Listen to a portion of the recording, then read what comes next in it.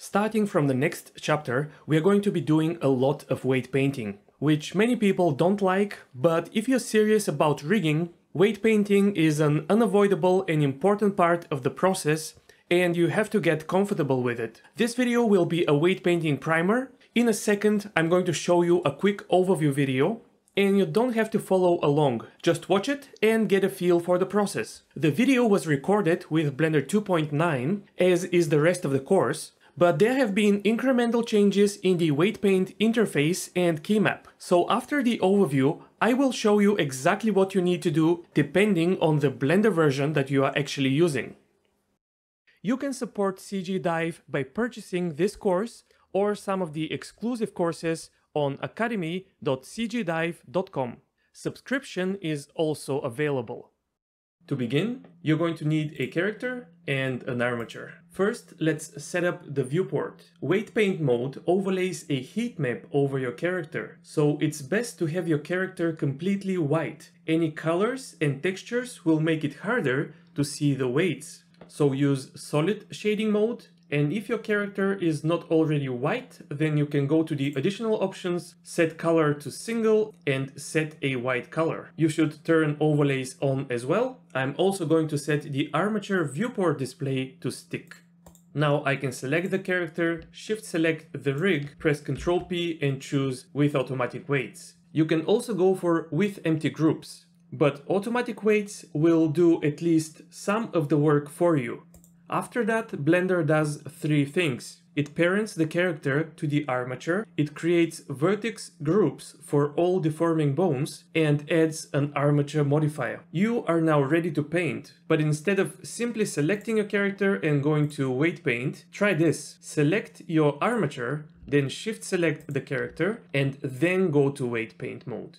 That puts you in a very cool hybrid mode. Your mesh is in weight paint and the rig is in pose mode. If I control click on any of the deforming bones, that will activate the vertex group associated with that bone. And at the same time, you can also manipulate the selected bone by rotating, moving, or scaling it with the standard shortcuts R, G, and S. In weight paint mode, you'll find painting tools on the left and brush settings and additional options in the Tool tab of the N panel. These same settings and options are also available in the header of the 3D view and in the Active Tool and Workspace settings of the Properties panel. When painting bone weights, always activate Auto Normalize. This option will ensure that you don't lose your mind, so please turn it on. And if your character is symmetrical, turn on X Mirror. Oh, and do not confuse X Mirror with X Symmetry. Turn all of the symmetry options off like that and use X Mirror instead. Even though weight paint mode gives you these 5 painting tools, 95% of the time you'll be using the draw tool, and the other 5% you'll be using the blur tool. All of the other tools you can basically forget about.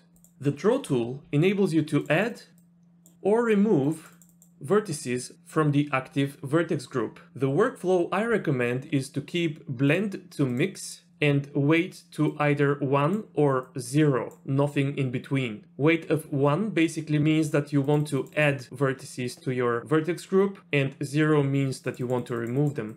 The strength slider controls how quickly you add or remove those vertices. So if I have a weight of 1 and strength of 1, then a single click will make this area fully controlled by this bone. Generally, you'll use a lower value, something like 0.25, and that will allow you to create nice transitions between the adjacent vertex groups.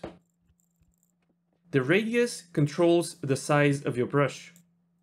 And of course, there are shortcuts. F controls the size of your brush. Control F is weight, and Shift F is strength. Or you can simply right click anywhere in the 3D viewport and use the slider in this pop-up menu. The other two blend modes that you may want to experiment with are add and subtract. All modes aside from mix, add and subtract you can simply ignore. They don't make any sense in weight paint mode. And generally I just recommend sticking to mix. The blur tool simply blurs your weights. It is very similar to blurring in Photoshop, so you'll probably find it very intuitive to do. Radius controls the size of the brush, and strength controls the strength of the blurring. Once you understand all of that, weight painting is really very simple, even though it may take you a long time to perfectly paint your character. But the whole process consists of selecting a bone, setting an extreme pose, and then painting weights in a way that creates a nicer deformation. Here I can see that the arm is affecting too much of the back, so I'm going to select the spine bone and paint some positive weights. I don't like this sharp deformation here, so I can try to blur. More influence in the collarbone. The head bone should control the whole head, including the chin, so these orange areas that I see, I'm going to try to paint completely red. You can also control click widgets, which are not deforming bones, that will make your character purple like this, which means that there is no associated vertex group with this bone. But I can still move this widget to check my deformations. Then I can select the deforming bone and start improving the deformations in that area. Sometimes turning overlays off can help you see your deformations better. You can still paint even though the heat map is not visible. And other times you can enable overlays with wireframe that can also help you paint your weights better. This is the essential workflow that you're going to need to paint bone weights for any character. Addons.cgdive.com makes it easy to discover the right Blender add-on for your next project. So this was the workflow overview. Regardless of your Blender version and your rig, whether it's Rigify or something else, you can follow this workflow. So the basic steps are: first select your rig, then unhide the deforming bones, then shift select the character mesh, and go to weight paint mode. This way you'll be able to select vertex groups by clicking on bones. The shortcut depends on your Blender version, so stay tuned for that. Then in the weight painting settings, I enable auto normalize, and then I enable symmetry, then I set up my brush, and then I'm ready to paint. So I'll start by showing these steps in Blender 2.9, which is the Blender version that the course was recorded with. So this is the exact interface that you'll see in the videos. So I'll select my rig, then enable the deforming bones, and in this version of Blender we still have the old layers that look like boxes. So I have to shift click on this layer, which is layer 29. Or I can just single click to hide all other layers, but I'm going to undo, and I want to shift click so that I have the controls and the deforming bones visible. Then shift select the character mesh and go to weight paint mode. To set up the weight painting options, I have to go to tool, and I want to enable auto normalize, which is enabled for me, but if it wasn't, then I would enable it. And then I want to enable symmetry, which in this version of Blender is done by enabling the X mirror option. Here we have a symmetry section, but in Blender 2.9, please do not touch anything in this area, just enable X mirror. So then I want to enable my brush and set it up. The brush settings are the same in all Blender versions, so I'll discuss them a little bit later. Okay, now I'll move on to Blender 2.91. And I'm actually going to display Blender 2.9 next to it because this is the interface that you'll see in the videos. So I want to compare the two versions. Okay, so in Blender 2.91, the process is almost the same. Select your rig, enable the deforming bones, which are always here on layer 29. Then shift select the character, go to weight paint mode, go to tool, enable auto normalize if it is not enabled. And here is a very important distinction between 2.9 and 2.91. You have this X option, which kind of looks like this X mirror option, but in fact it is completely different. So what you have to do in Blender 2.91 is to expand symmetry and enable this vertex group X symmetry option. And that's it. Do not touch anything else. The weight painting settings are okay, and then you have to move on to your brush, which I'll discuss in a second. Okay, now I'll move to Blender 2.92, and so the process is very similar. Select the rig, enable the deforming bones on layer 29, shift select the character, go to weight paint mode, go to tool, enable auto normalize, and to enable symmetry in weight paint mode. expand symmetry, and enable vertex group X. And that's all. Then you can move to your brush tool and set it up. So enabling vertex group X is the same as X mirror in the interface that you'll see in the videos. Okay, I'm in Blender 2.93 now, and the process is again very similar. Select the rig, enable layer 29 by shift-clicking on it, shift-select your character, go to weight paint mode, go to tool, enable auto-normalize, and now on the symmetry, again, enabling symmetry is a little bit different. You have to enable mirror vertex groups and then also enable the X mirror option. Okay, and that will be the same as just clicking X mirror in Blender 2.9, which you'll see in the videos. As a Blender user and also as a tutorial maker, these changes have been extremely frustrating for me, but I hope this guide makes it easy for you to figure out what you have to click and enable. So the main difference are the symmetry settings, but fortunately these symmetry settings here that you see in Blender 2.93 have stayed the same so far. So in the latest version of Blender that I have right now, they will be exactly the same, but I'm going to also show you Blender 4 because there are some other changes there. Okay, so this is Blender 4. So the process is similar. I have to select my rig and next enable the deforming bones. In Blender 4, we have this whole new concept of bone collections instead of the old bone layers. And so what you have to do to enable your deforming bones is to scroll down in your bone collections and enable the DEF collection. So if you follow this course with Blender 4 from the beginning, this is what you're going to see. So enable the deforming bones, and then again, shift select the character, go to weight paint mode, go to tool, enable auto normalize, and symmetry will be enabled in the same way as in Blender 2.93.